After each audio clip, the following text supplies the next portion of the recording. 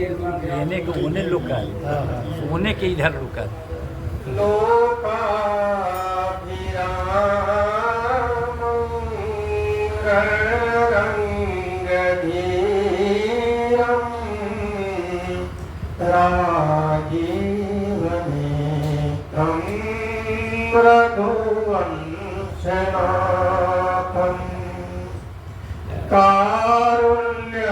कारुण्यरूपं करुणाकरं तं श्रीरामचन्द्रं शरणं प्रपद्ये कर्पूरगौरं करुणावतारं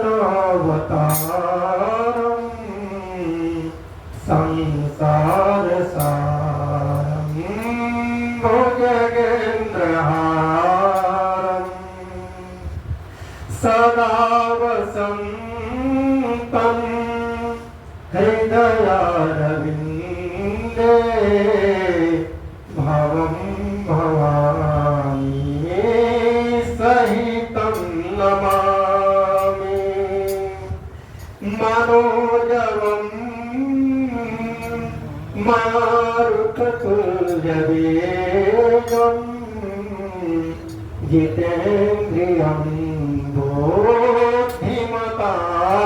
वरिष्ठं वातात्मजं वानरयोद्धमोक्षं श्रीरामदूतं शरणं प्रपद्ये सीताराम राम राम सीताराम राम राम सीताराम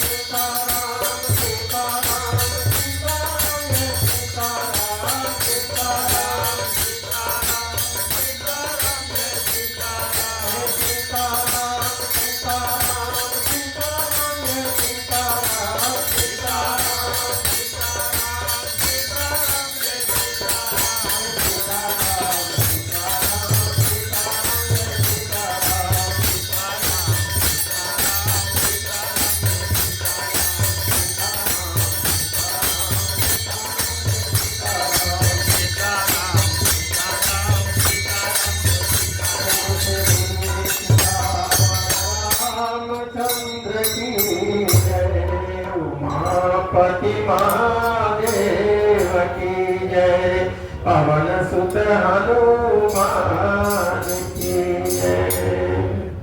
राम कथा रस रसिक प्रभु शंभुनाथ हनुमान, प्रेम सहित आसन धरो करहु सदा कल्याण। अनंत आनंद अखंड ब्रह्मांड कोटि नायक प्रभु श्री रामचंद्र जी के चरणों में कोटि सह वंदन। भूत भामन कैलाशपति भगवान भोलेनाथ के चरणों में बारंबार वंदन। आंजनेय नंदन श्री हनुमत लाला के चरणों में वंदन। पूज्यपाद गोस्वामी तुलसीदास जी महाराज के चरणों में बारंबार वंदन। श्री रामचरित भगवान को बारंबार वंदन नमः।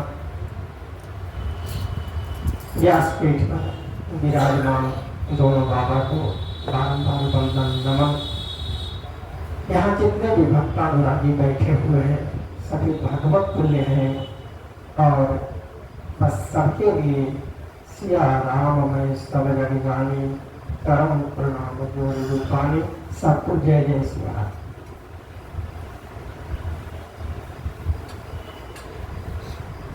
आगे सच बात बता देता हूँ। भगवान ने मुझे प्रेरित किया कि आज आप कथा गाने जाइए। तब मैं घूमते फिरते आ जाते थे, आप लोगों के साथ बैठ जाते थे, सुन लेते थे, बड़ा अच्छा लगता था। लेकिन आज भगवान ने ही कहा कि आप जाइए कथा गाने। कैसे उनकी प्रेरणा रही मैं नहीं जानता हूँ, लेकिन इतना जरूर है कि अयोध्या में आज की रात बड़ी आनंददायक रात रही होगी। हम और आप कल्पना कर लें, कल ही का वह दिन है जिस दिन प्रभु का अवतरण हुआ था अयोध्या में, और जिस दिन प्रभु का अवतरण हुआ हो तो फिर एक रात पहले की क्या स्थिति अयोध्या में रही होगी कहने की बात। और एक तो श्री रामनवमी को प्रभु रामलला का अवतरण दिवस, और दूसरी प्रसन्नता हमें और आपको यह होनी चाहिए कि प्रत्येक शनिवार प्रत्येक मंगलवार को जिस श्री रामचरितमानस का पाठ हम और आप भक्ति पूर्वक करते हैं, इसका भी जन्मदिन कल ही है। श्री रामचरितमानस का भी जन्मदिन कल। संवत 1631 के चैत्र शुक्ल पक्ष रामनवमी के दिन पूज्यपाद बाबा गोस्वामी तुलसीदास जी ने इस मानस की रचना प्रारंभ की थी। और वही कारण है कि उस दिन यानी श्री रामनवमी को ही श्री रामचरितमानस का भी जन्मदिन माना जाता है। यह शंकर भगवान का प्रसाद है, कोई साधारण बात नहीं है। ये कोई पहली कक्षा, दूसरी कक्षा, 5वीं, 10वीं, 12वीं कक्षा की पुस्तक मात्र नहीं है। अरे यह वह महान ग्रंथ है, जैसे आज कुछ विलंब हो सकता है कथा में। यह वह महान ग्रंथ है जिस पर भगवान शिव ने अपने हाथों से हस्ताक्षर कर रखा है। इनकी कृपा का ग्रंथ है जिसे लेकर के हम और आप बैठते हैं।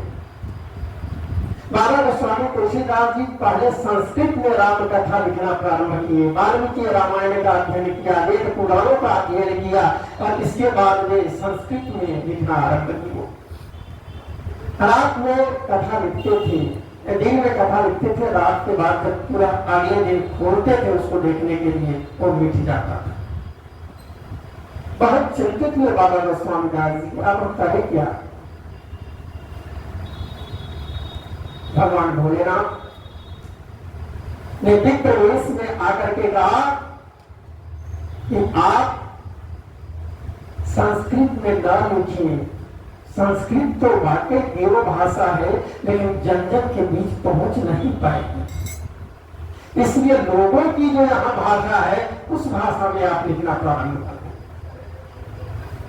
और तब बाबा गोस्वामी तुलसीदास जी ने वहां की जन प्रचलित भाषा अवधी में श्री रामचरितमानस की रचना प्रारंभ कर। 2 वर्ष 7 महीने 26 दिन लगे उनको लिखने में।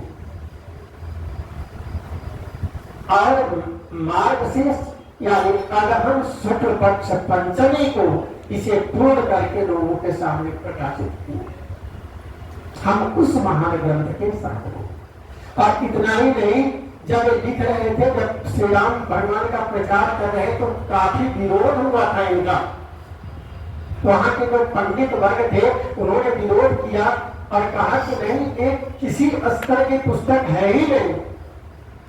अब तब इस महान पुस्तक, महान ग्रंथ भगवान श्री रामचरितमानस की परीक्षा ली गई और बनारस में बाबा विश्वनाथ के मंदिर में सभी पुस्तकों को रखा गया। वेद पुराण सभी पुस्तक जितने थे सभी को रखा गया सजा करके, और सबसे नीचे में श्री रामचरितमानस को रखा गया। रात्रि के समय जब पट बंद हो गया और प्रातः काल खोला जाता है पट, तो पंडितों के भी आश्चर्य की सीमा नहीं रही। श्री रामचरितमानस सबसे ऊपर रखा हुआ था। और इतना ही नहीं, बाबा भोलेनाथ का हस्ताक्षर भी उस पर किया हुआ था। सत्यम शिवम सुंदरम, यही सत्य है, यही शिव है, यही सुंदर है। प्रेम से बोलिए रामचरित भगवान की जय।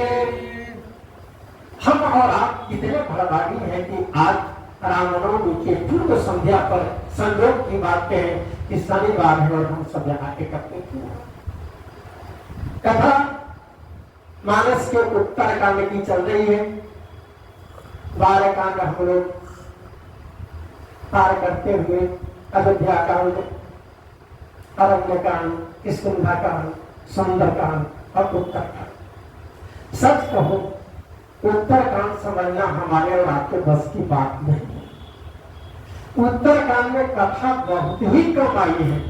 जब हम लोग सुंदर कांड करते हैं तो बहुत सारी कथा मिल जाती है। हनुमान जी वहां गए, विभीषण जी से मिले, और माता सीता से मिले। कथा में रोचकता रहती है, मजा आता है। लेकिन जो उत्तर कांड की भी कथा में प्रेम पूर्वक बैठे रह जाए वो सच्चा भक्त है। और आप जैसे भक्तों को मैं इस व्यास पीठ से नमन करता हूँ जो कि उत्तर कांड की कथा सुनने के लिए अभी तक यहाँ पे आए। पिछले दिन जब हम लोग इस कथा में थे, बड़ा ही सुंदर प्रसंग वहां था अयोध्या में। प्रभु श्री राम सभी को बुलाए हुए थे, जितने वहां की प्रजा है, प्रजा को बुला करके गुरु जी जाइएगा नहीं, आपको अब तक रहना है।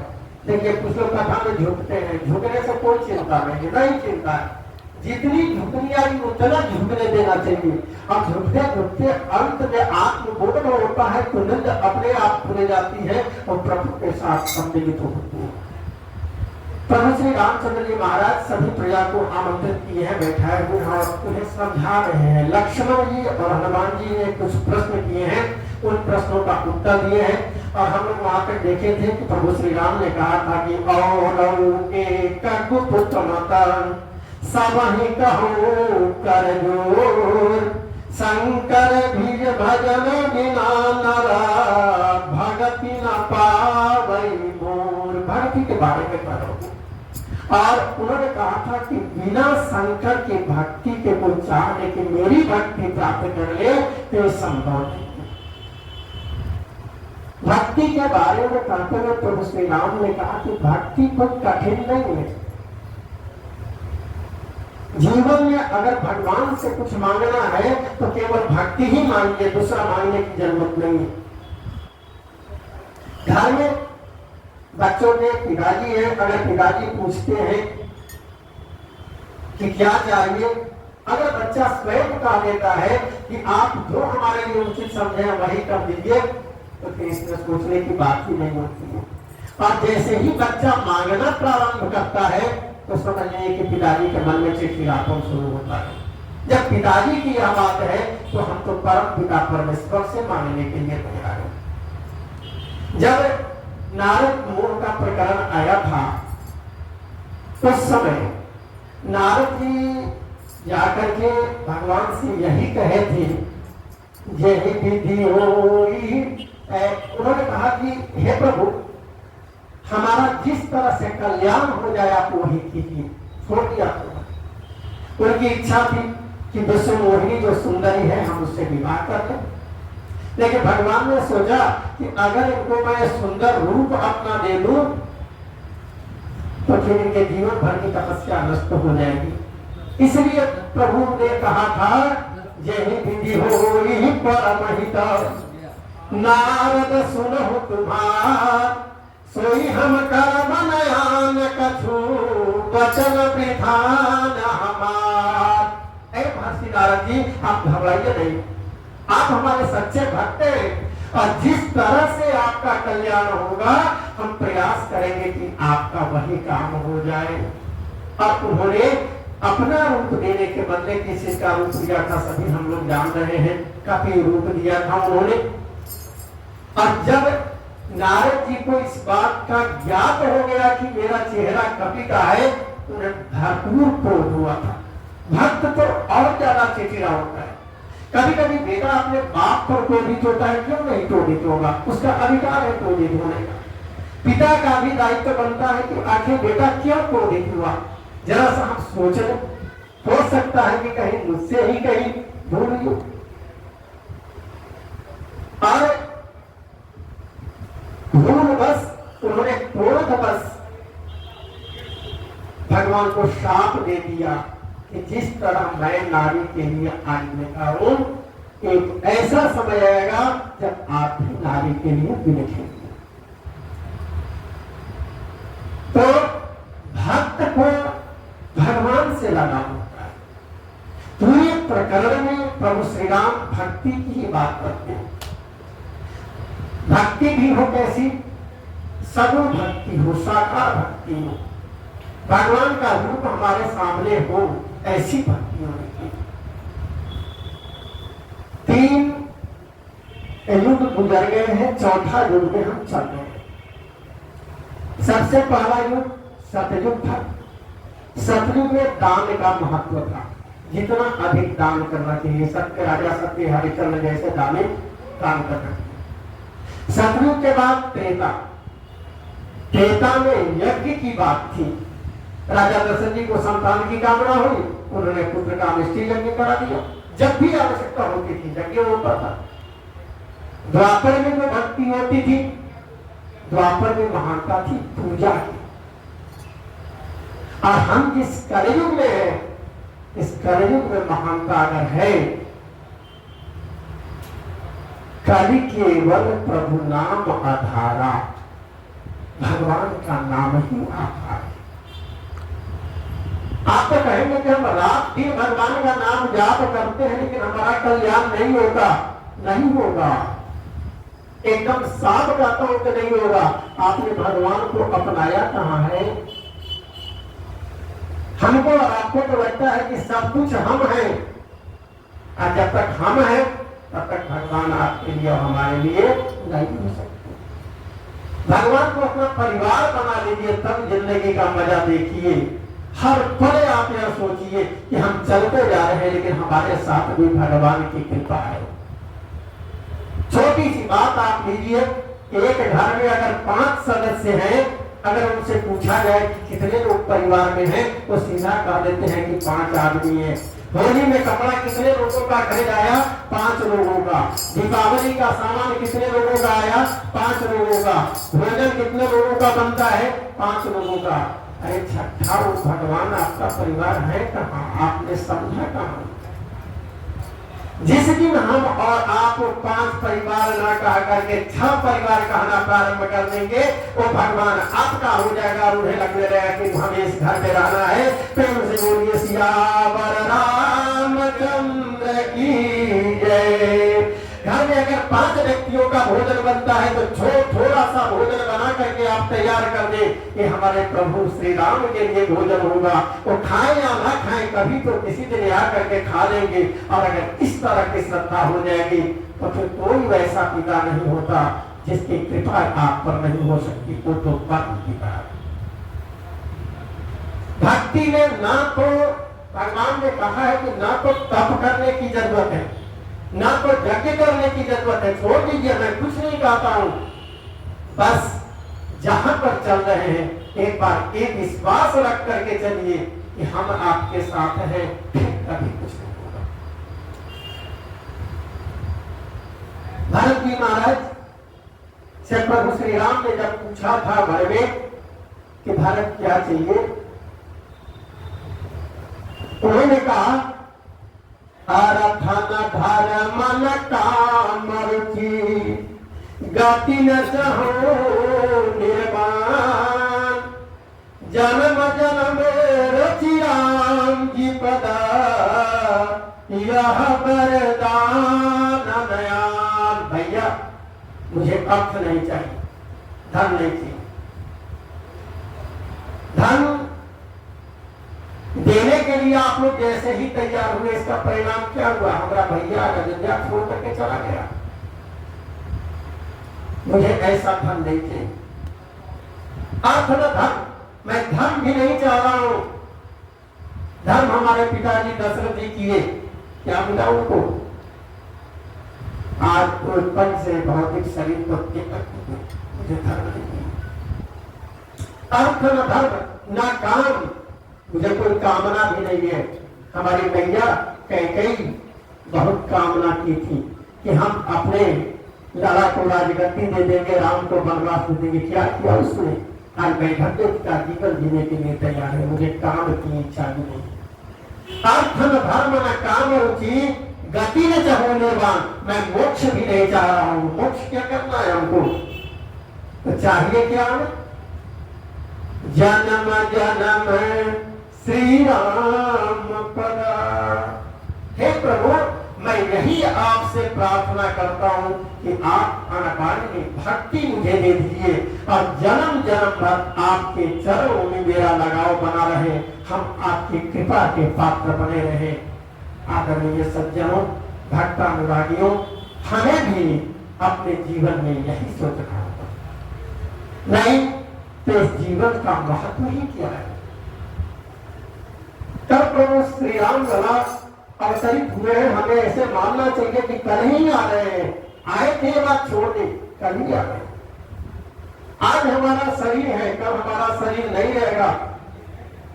आज घर में हमारी पत्नी है, कल वो हमारे लिए नहीं होगी। आज हमारे बच्चे हैं, कल हमारे लिए नहीं होंगे। क्या लेकर तू आया जग में, क्या लेकर अब जाएगा? क्या लेकर तू आया जग में, क्या लेकर अब जाएगा?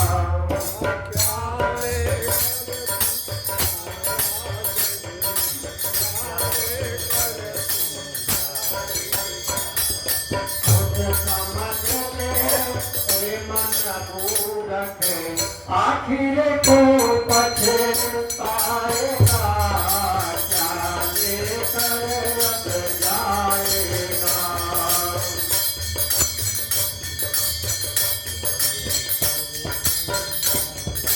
भाई बंधु और मित्र तुम्हारे मरघट के संगे जाएंगे।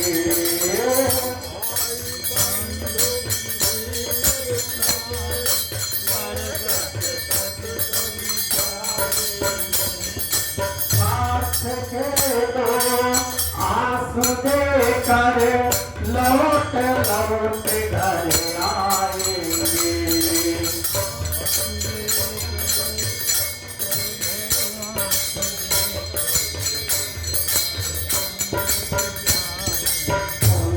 तेरे साथ चलेगा, काल तुम्हें ही खाएगा, क्या लेकर अब जाएगा?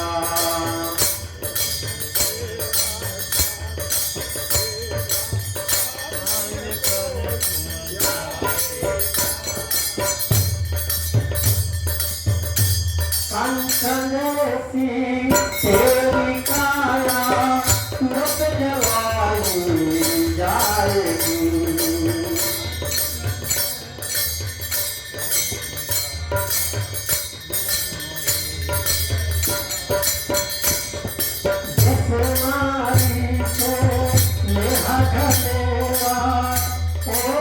देख कर आएगी।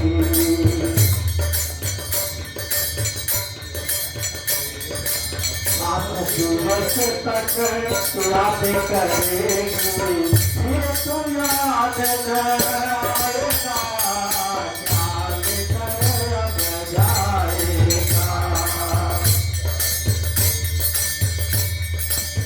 हमको आपको नहीं जाना है, धरती पर जो आया है सबको जाना है।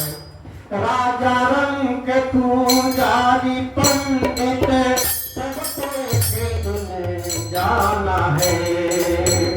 कान खोल कर सुन ले बंदे, जगत मुसाफिर खाना है।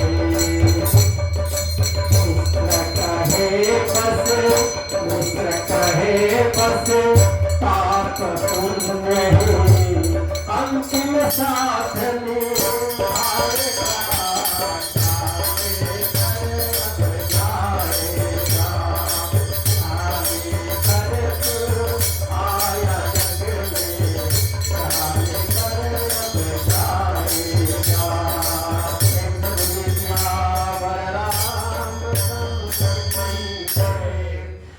राम जी कहते हैं कि कभी मन में किसी तरह की भावना न रखे, और भावना न रखते हुए अगर वह जीवन में आगे बढ़ेगा तो फिर उसका जीवन सफल होगा। हमारे गुण को ध्यान रखें, हमारे नाम को ध्यान रखें, ये जीवन में सफलता के लिए यही सबसे बड़ी बात है। और जब प्रभु भक्ति की सारी बात कहने लगे तो जितने भी वहां पर प्रजा आई हुई थी सभी प्रभु श्री राम के चरणों में लिपट गए, और लिपट करके उन्होंने कहा कि हे प्रभु धन्य है आपके जैसा ज्ञान देने वाला कोई मिला ही नहीं। आप निस्वार्थ ज्ञान दिए हैं। आज प्रभु अगर घर में माता पिता भी होते हैं, वे भी जब ज्ञान देते हैं तो कहीं न कहीं स्वार्थ की भावना आ जाती है, लेकिन आपने जो ज्ञान दिया है इसके बारे में क्या नहीं किया। सभी को विदा करते हैं, और विदा करने के बाद प्रभु श्री राम जी, लखनलाल जी, भरत जी, शत्रुघ्न जी और हनुमान जी जैसे अपने प्रियजनों को लेकर के अपने महल से बाहर निकलते हैं। हाथी घोड़ा रथ आदि मंगाते हैं, और जितना बनता है सभी का दान करते हैं। जो आते हैं सबको दान करते हैं। दान से जब थक जा रहे हैं, थकावट जैसी हुई है, और एक प्रश्न और इसमें है कि उसके पहले गुरु वशिष्ठ जी है। जब प्रजा लोग चले गए तो गुरु वशिष्ठ जी महाराज गए, और उन्होंने आकर के जब आसन ग्रहण किया तो प्रभु श्री राम ने जो गुरु का आदर सत्कार होना चाहिए उन्होंने किया। और उसके बाद वशिष्ठ जी ने कहा कि मैं धन्य हूं जो कि अयोध्या का हमको यह गुरु पद मिला।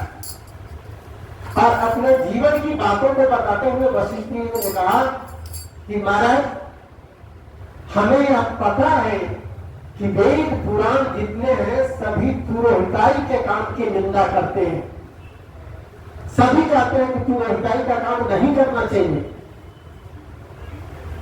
ऐसा लग रहा होगा तो ऐसा क्यों करे, लेकिन सच्चाई है पुरोहित कर्म कटे निंदक।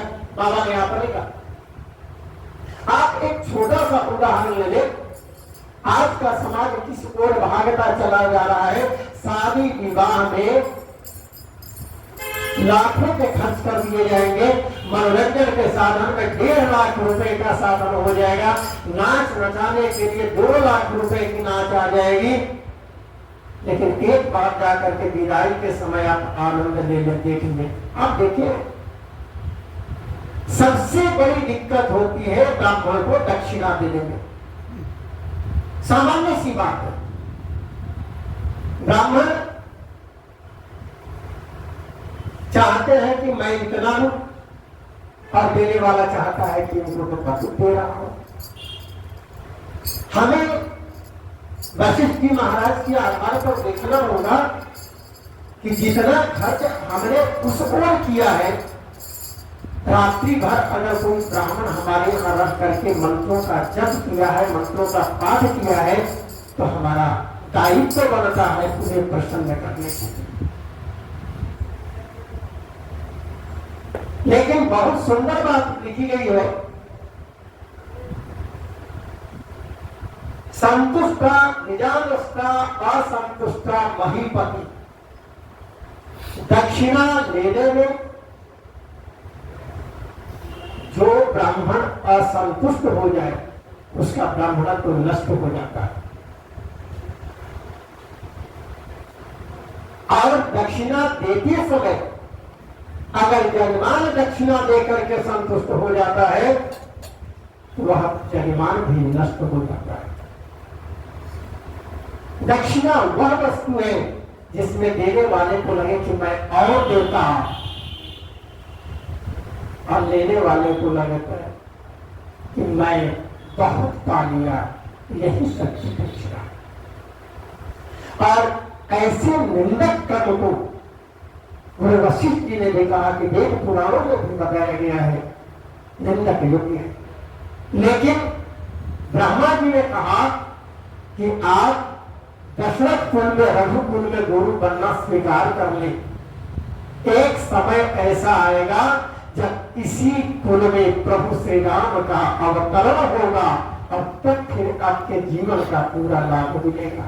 हे प्रभु श्री राम, तब से हम अभी तक इसी आशा में अपना गुरु का कर्म कर रहा हूं, और आज जब आपके नजदीक हूं तो लगा कि मेरा जीवन धन्य हो जाता है।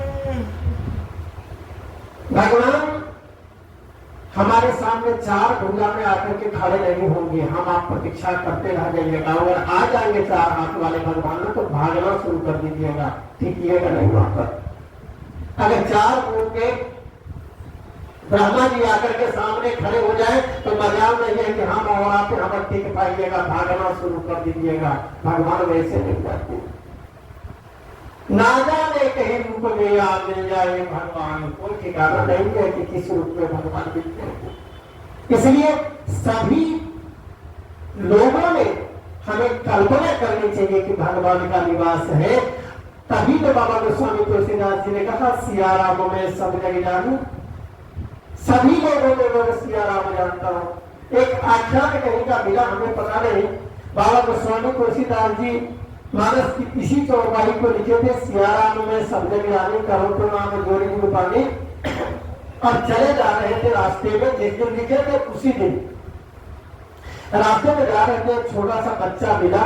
उन्होंने कहा कि अरे साधु जी इधर मत जाइए, इधर मत जाइए। कहा कि क्या बात है बाबू? कहा कि इधर एक सांड रहता है, बहुत मरखा है, पटक देगा। उन्होंने कहा कि क्या होगा, तुम इसे क्यों बोलते हो? आगे चल दिए। जैसे ही आगे गए वो सांड इन पर आक्रमण कर दिया, लेकिन हाथ जोड़ करके खड़े हो गए। सिया राम में सब जगह करो प्रणाम पानी। हे सार देवता, आप सांड नहीं है, आप में हमारे सिया राम। लेकिन सार इनका सुना नहीं, इन पर टूट पड़ा। भागते हुए आए और गुरु के पास आकर उन्होंने कहा कि क्या चौपाई गलत है, मैं इसको दिखा दूंगा। गुरु ने कहा कि हुआ क्या? कि मैं साल को देखा कि सियाराम में सत्य जानी, फिर भी आक्रमण कर दिया। कहा कि तुलसीदास जी आप में कमी तो यही ना हुई है, आपको साल में सियाराम में सत्य जानी दिखाई दे दिया, और छोटा सा बच्चा जो आकर के रोक रहा था आपको दरजान से, उसमें तो आपको सियाराम में सत्य जानी नहीं दिखाई दिया। वही छोटा बच्चा भगवान का स्वरूप बन करके आपके पास आया था और आगे आने वाले संकट से बचाने का प्रयास कर रहा था, लेकिन आप उसकी बात को की अवहेलना करके आगे बढ़ गए। प्रेम से बोलिए सियावर रामचंद्र की जय। इसलिए सभी चीजों में आप और हम समझें कि भगवान का निवास है। तो प्रभु श्री राम जी सबको हाथी घोड़ा दानों में करते हैं और वह क्रिया करते करते थक जाते हैं। थकने के बाद अपने दो चार प्यारे को लेकर के, तीनों भाई हनुमान जी आदि को लेकर के, बहुत सुंदर आम का पेड़ था उसकी छाया में जाकर के बैठे हैं। भरत जी आकर के उसको बहाते हैं। लक्ष्मण जी अपना चादर खोल करके उस पर डाल देते हैं, उस पर कमछा डाल देते हैं, बैठते हैं प्रभु श्री राम जी। और उसी समय नारद जी महाराज वीणा बजाते हुए प्रवेश करते हैं और उनका आना और प्रभु का गुण गाना प्रारंभ करते हैं। प्रभु का वह गुण हम लोग अगले दिन गाएंगे। श्री राम जय राम जय जय राम, श्री राम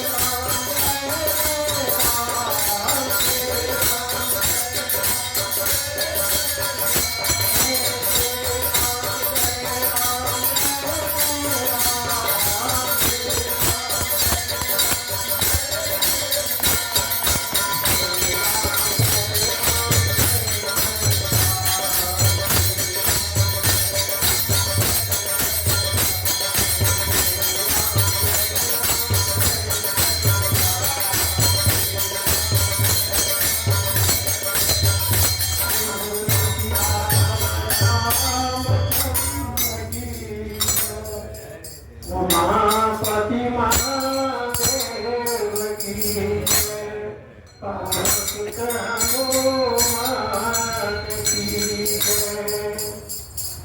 आज कथाई गयो शंभुनाथ हनुमान, राम लखन सिया जानकी सदा करहु कल्याण।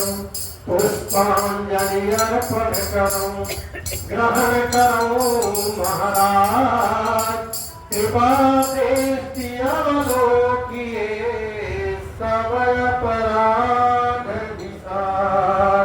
सियावर रामचंद्र की जय, पवन सुत हनुमान की जय, उमापति महादेव की जय। जय जय सीता